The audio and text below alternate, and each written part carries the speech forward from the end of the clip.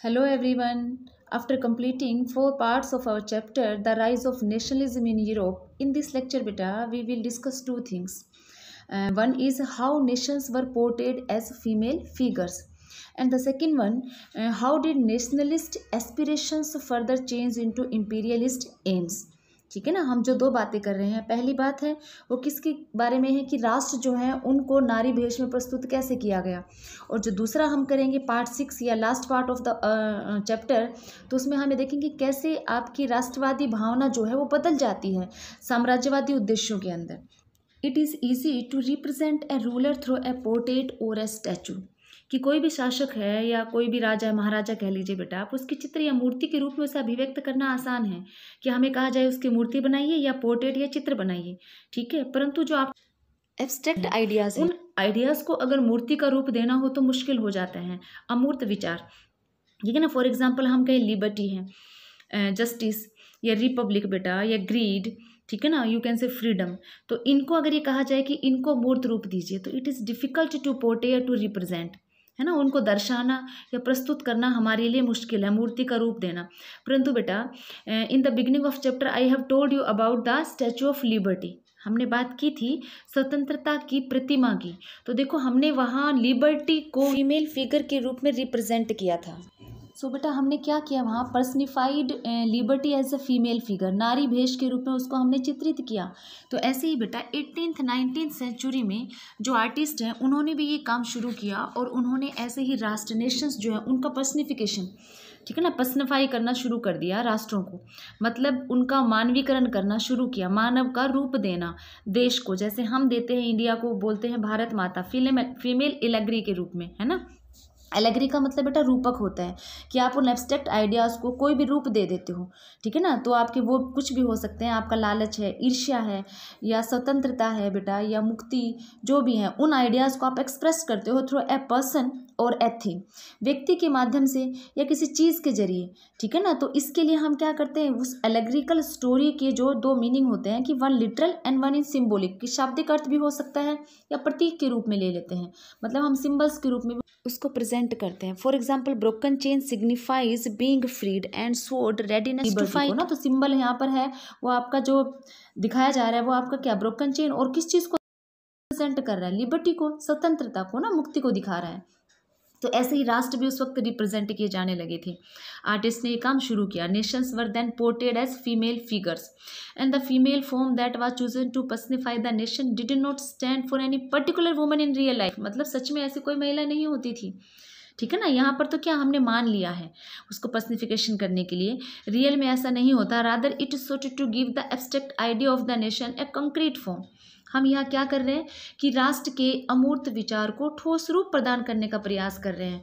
नारी की छवि को राष्ट्र का रूपक बना दिया हमने, है ना, ठीक है ना। Female figure became an allegory of the nation. ठीक, अब देखिए आपने पढ़ा होगा आपके फ्रेंच रिवोल्यूशन चैप्टर में ना, इन योर 9th क्लास बेटा, you have studied about the French revolution and the symbols that are used in that chapter. Female allegory to portrait idea such as liberty, justice and the republic, कि इसके लिए उन्होंने किसका, आपके इन मतलब क्रांति के दौरान कलाकारों ने स्वतंत्रता, न्याय और गणतंत्र जैसे विचारों को व्यक्त करने के लिए नारी रूपक का प्रयोग किया था, और बेटा इन्हें विशेष वस्तुओं या प्रतीकों के माध्यम से दर्शाया गया था। फॉर एग्जाम्पल बेटा in courts you will find a statue of justice, है ना, न्याय की मूर्ति जिसे कहते हैं, is generally a blindfolded women carrying a pair of weighing scales, है ना, जिसकी आंखों पे पट्टी बंदी होती है और वह तराजू लिए हुए हुए। तो सच में ऐसी कोई महिला नहीं होती ना। हमने यहाँ न्याय जो है, न्याय या जस्टिस जो है बेटा, उसको क्या फीमेल एलेगरी के रूप में प्रेजेंट किया है, महिला के रूप में उसको दर्शाने की कोशिश की है। तो ऐसे ही बेटा फ्रांस के अंदर भी उन्होंने नेशन को दिखाने की कोशिश की, ऐसे ही महिला के रूपक के रूप में, मतलब फीमेल एलेगरी के रूप में, ठीक है। तो देखिए आर्टिस्ट ने उन्हें दिखाया। तो फ्रांस में she was Christian Marianne, a popular Christian name which underline the idea of people's nation, कि उसमें लोकप्रिय ईसाई नाम मारियान दिया गया, जिसने जन राष्ट्र के विचारों को रेखांकित किया। और बेटा इसके लिए उन्होंने कुछ चिन्ह भी लिए, जैसे स्वतंत्रता और गणतंत्र के, है ना, जैसे लाल टोपी, तिरंगा, कलगी, you have studied in your previous class ना। ठीक, अब देखो स्टैचू है जो, मतलब आपकी जो मूर्ति थी, statues of Marianne were erected in public squares to remind the public of the national symbol of unity, मतलब उसे ऐसी जगह लगा दिया गया था जहां लोगों को बार बार वो याद आती रहे, उसकी प्रतिमाएं सार्वजनिक चौक पर, ठीक है ना, ताकि जनता को एकता के राष्ट्रीय प्रतीक की याद आती रहे, वो भूले नहीं, ठीक है ना, और लोग उससे तादाद में स्थापित कर सके। ऐसे ही मारियान जो है बेटा, उसकी images were marked on coins and stamps, उनको बेटा सिक्कों पर और डाक टिकटों पर भी अंकित किया गया। For example you can see in this figure. Similarly Germania became the allegory of the German nation, बिल्कुल ऐसे ही बेटा जर्मेनिया जर्मन राष्ट्र का रूपक बन गई। And in visual representations Germania wears a crown of oak leaves, oak leaves मतलब बलूत वृक्ष के मुकुट पहनती है। This is also shown in this figure, ठीक है ना, as the German oak stands for heroism, क्योंकि बेटा बलूत, जर्मन बलूत है वो किसके, वीरता के प्रतीक हैं। नाउ बेटा we will interpret the symbolic meaning of this painting. Some attributes are given here and we have to interpret the meaning of the symbols and the significance of these attributes. देखिए first one is broken chain and this is given broken chain, it means बेटा being freed, ठीक है ना, टूटी हुई कड़ियों का मतलब है कि आप स्वतंत्र हैं, ये आज़ादी मिलने को दर्शाती है। एंड ऐसे ही आपका ब्रस्ट प्लेट विद ईगल, बाज छाप कवच जो है ये दिखाता है symbol of the German empire या उसकी स्ट्रेंथ को, ठीक है ना। नेक्स्ट वन आपका जो है क्राउन ऑफ ओक लीव्स, ठीक है ना, बलूत पत्तियों का मुकुट है, इट रिप्रेजेंट्स हीरोइज्म, जो बहादुरी को दिखाता है। नेक्स्ट स्वॉर्ड, ठीक है ना, तलवार जो है बेटा वो किसके लिए, रेडीनेस टू फाइट, लड़ने के लिए तैयार, मुकाबले की तैयारी को रिप्रेजेंट, उसको दर्शा रही है, सिग्निफाई कर रही है। Olive branch around the sword, आपके तलवार पर लिपटी जैतून की जो डाली है वो किसकी, शांति की चाह को, विलिंगनेस टू मेक पीस, ठीक है ना। Black red and gold tree colour, it signifies flag of the liberal nationalist in 1848, 1848 में उदारवादी राष्ट्रियों का झंडा था बेटा, और जिसे जर्मन राज्यों के ड्यूक्स ने प्रतिबंधित घोषित कर दिया था।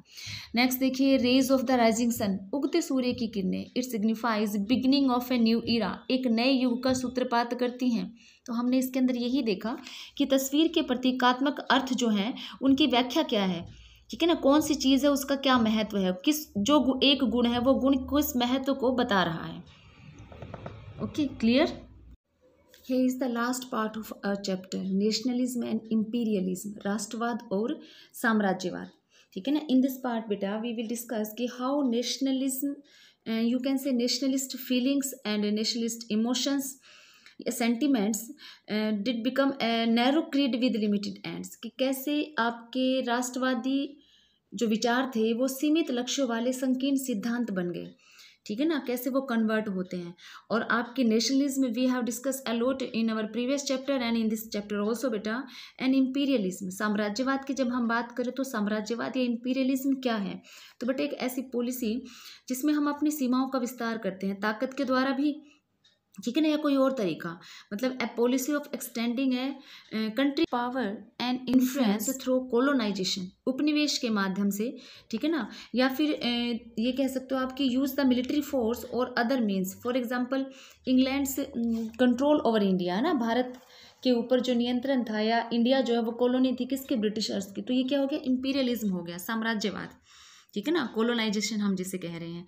अब देखिए हमें इस पार्ट के अंदर यही करना है कि जैसे जैसे नेशनलिज्म की फीलिंग वाइड स्प्रेड हो रही थी यूरोपियन कंट्रीज़ के अंदर, लेकिन बेटा उसके साथ साथ कि मेजर यूरोपियन जो पावर्स थे, ठीक है ना, in turn manipulated the nationalist aspirations of the subject people in Europe to further their own imperialist aims, कि अब यूरोपीय शक्तियों ने उन्होंने अपने साम्राज्यवादी उद्देश्यों की प्राप्ति के लिए क्या करना शुरू किया, राष्ट्रवादी आकांक्षाओं का इस्तेमाल करना शुरू कर दिया, ठीक है। कैसे, आफ्टर 1871 1871 के बाद यूरोप में गंभीर राष्ट्रवादी तनाव का स्रोत जो मेन बन गया वो था बाल्कन्स, ठीक है ना, एरिया ऑफ बाल्कन्स, और बाल्कन रीजन जो है उसके ऊपर कंट्रोल था बेटा ओटोमन एम्पायर का उस वक्त। You can see in the map, आप मानचित्र में देख सकते हैं कि इसके अंदर ये ओटोमन एम्पायर है और उसमें बहुत सारे एरियाज थे, क्योंकि आपका जो बाल्कन्स था was a region of geographical and ethnic variations, कि बहुत ज़्यादा भौगोलिक और जातीय भिन्नताएं थी, क्योंकि इसमें बहुत सारे पार्ट्स थे, या आपके अब प्रेजेंट में अगर हम देखें तो ये सब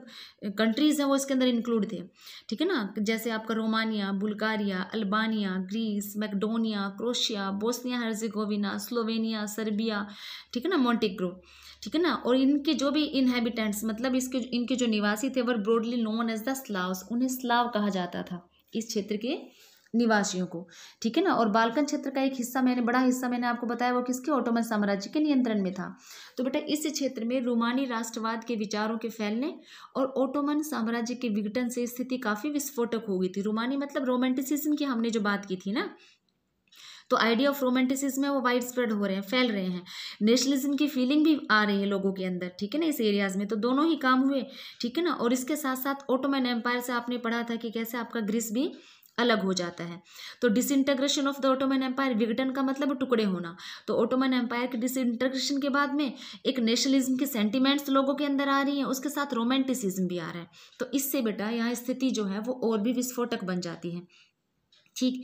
अब देखिए इतना ही नहीं, बाल्कन के जो लोग हैं मतलब इस एरिया में, the Balkan peoples base their claims for independence और पॉलिटिकल राइट्स और नेशनलिटी, ठीक है ना, and use history to prove that they had once been independent but had subsequently been subjugated by foreign powers.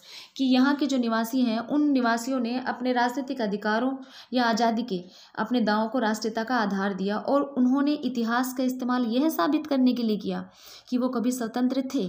इसके लिए उन्होंने क्या, अपने अतीत को, अपने पास्ट को याद करना शुरू किया, किंतु बाद में विदेशी शक्तियों ने उन्हें अपने अधीन कर लिया था।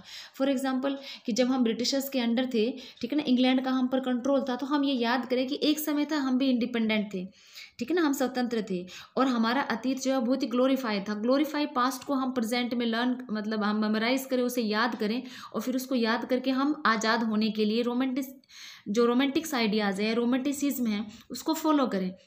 तो ऐसे ही बाल्कन्स के जो लोग थे, मतलब बाल्कन जो पीपल थे, उन्होंने भी ये काम शुरू किया कि अपने अतीत को उन्होंने याद करना शुरू किया कि उन्हें लगा कि कभी वो स्वतंत्र थे परंतु विदेशी शक्तियों ने उन्हें अपने अधीन कर लिया है।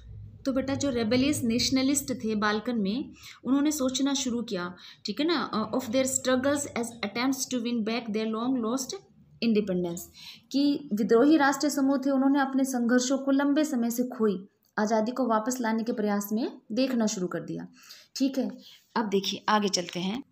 अब बेटा वो स्ट्रगल करने लगे, जो स्लाविक मतलब आपके जो स्लाव थे ना बाल्कन में, ठीक है ना, इनहेबिटेंट्स ऑफ बाल्कन एरिया ना, तो बाल्कन के अंदर जो आपके स्लाव थे बेटा, उन्होंने क्या स्ट्रगल करना शुरू किया, to define their identity and independence, कि अपनी पहचान और स्वतंत्रता की परिभाषा तय करने की कोशिश करने लगे आप। और बेटा ये कारण बन गया उनके लिए किसका, गहरे टकराव का, ठीक है ना, आपस में वो इस चीज़ के लिए क्या संघर्ष करने लगे। तो Balkan states were fiercely jealous of each other, वो एक दूसरे से बहुत ईर्ष्या करते थे और हर एक राज्य अपने लिए ज़्यादा से ज़्यादा इलाके हथियाने की कोशिश करने लगा। और इतनी कॉम्प्लेक्स हो गई परिस्थितियां जो हैं कि उन्हें बाल्कन क्षेत्र में बड़ी शक्तियों के बीच भी प्रतिस्पर्धा होने लगी कि वो साथ मिलकर अगर लड़ते तो समझ में आता, पर वो एक दूसरे से लड़ रहे हैं, जिसका फ़ायदा यूरोपियन पावर्स ने उठाया जो उनसे भी ज़्यादा ताकतवर थी, ठीक है ना। किसके लिए, इंपीरियलिज्म के लिए, कि ज़्यादा से ज़्यादा इलाके ये भी हथियाना चाहते थे आपस में। आपके जो बाल्कन्स के जो एरिया थे, बाल्कन एरिया के अंदर जो आपके जो स्टेट या जो पार्ट्स थे, ये भी, इसके साथ साथ जो यूरोपियन पावर्स थी आपकी और जो इससे अलग थी, वो भी इसमें फ़ायदा उठा रही थी कि वो भी डोमिनेट करने की कोशिश कर रही थी बेटा इन एरियाज़ पर, जिन्हें लगा कि जो ज़्यादा ताकतवर है वो बाल्कन के ज़्यादा से ज़्यादा एरिया को ले लेगा, ठीक है। तो ये उनके लिए क्या बन गया, became the scene of big power rivalry, ठीक है ना। उस क्षेत्र में बड़ी शक्तियों के बीच इस चीज़ को लेकर प्रतिस्पर्धा होने लगी और यूरोपीय शक्तियों के बीच व्यापार और उपनिवेशों के साथ नौसैनिक और सैन्य ताकत के लिए गहरी प्रतिस्पर्धा पहले से ही चल रही थी। तो नाउ बेटा रूस, जर्मनी, इंग्लैंड, ऑस्ट्रो हैंगरी, मतलब रसिया, जर्मनी, इंग्लैंड और ऑस्ट्रो हैंगरी जो है, इसकी हर ताकत बाल्कन पर जो अन्य शक्तियां हैं उसकी पकड़ को कमज़ोर करके और खुद अपना प्रभाव बढ़ाना चाहती थी। तो बेटा इस प्रभाव को उनके दिखाने के कारण कुछ वो पहले ही आपस में लड़ रहे हैं, ठीक है ना, बाल्कन के जो आपके जो छोटे छोटे जो राज्य हैं वो। तो इसके कारण क्या हुआ, इसमें बहुत सारे युद्ध हुए और जब इन ताकतों का आपस में एक बड़ा युद्ध हुआ क्षेत्र पर अपना प्रभाव दिखाने के लिए, तो ये आपका किसकी तरफ ले गया सबको, फर्स्ट वर्ल्ड वार की तरफ, प्रथम विश्व युद्ध की तरफ उन्हें ये ले गया। So this is about the Balkans area. So we have seen nationalism aligned with imperialism led Europe to disaster in 1914, कि साम्राज्यवाद से जुड़कर राष्ट्रवाद 1914 में यूरोप को महाविपदा की ओर ले गया। लेकिन बेटा इसी बीच विश्व के अनेक देशों ने, जिनका 19वीं सदी में यूरोपीय शक्तियों ने औपनिवेशीकरण किया था, औपनिवेशीकरण मतलब जिसमें आपकी डोमिनेशन था या कोलोनाइजेशन जहाँ पर था, ठीक है ना, which had been colonised by the European powers in the 19th century began to oppose imperial domination. वहाँ पर अब इसका क्या हो रहा था, विरोध हो रहा था, साम्राज्यवादी प्रभुत्व का सब विरोध करने लगे थे। फॉर एग्जाम्पल जैसे इंडियंस कर रहे थे ना इंग्लैंड पावर का, तो हर तरफ जो साम्राज्य विरोधी आंदोलन विकसित हुए उस अर्थ में राष्ट्रवादी थे कि वे सभी स्वतंत्र राष्ट्र राज्य का निर्माण करने के लिए संघर्ष कर रहे थे और सभी एक सामूहिक राष्ट्रीय एकता की भावना से प्रेरित थे। हम यही तो बात कर रहे थे ना तब से, sense of collective national unity की, जो आपके बिगिनिंग में शुरू हुई थी, ठीक है ना, enforced in confrontation with imperialism. और फिर हमने ये देखा कि उनकी ये एक सामूहिक राष्ट्रीय एकता की भावना से प्रेरित होते ही साम्राज्यवाद विरोध की प्रक्रिया में उभर आए। मीन्स एंटी इंपीरियलिज्म की फीलिंग आई लोगों में कि वो सब उसका अगेंस्ट होने लगे, विरोध करने लगे, किसका, आपके इंपीरियलिज्म का, है ना। सो बेटा this is the history of Europe. शुरुआत की थी हमने कहाँ से, राष्ट्रवाद के उदय से, ठीक है ना, rise of nationalism in Europe से। तो नेशनलिज्म से शुरू हुआ था और यात्रा जो हमारी ख़त्म हुई है वो कहाँ पर हुई कि जहाँ लोगों में फीलिंग आती है किसकी, एंटी इम्पीरियलिज्म, ठीक है ना, राष्ट्र विरोधी मूवमेंट जहाँ शुरू होते हैं, एंटी इम्पीरियल मूवमेंट्स जहाँ पर शुरू हो जाते हैं। तो यहाँ पर आप साम्राज्यवाद का विरोध करते हो तो ये भी आपके अंदर कलेक्टिव नेशनल यूनिटी को लेकर आती है, sense of collective national unity को। This is the end of this chapter. Try to understand this chapter with the help of videos and be happy beta.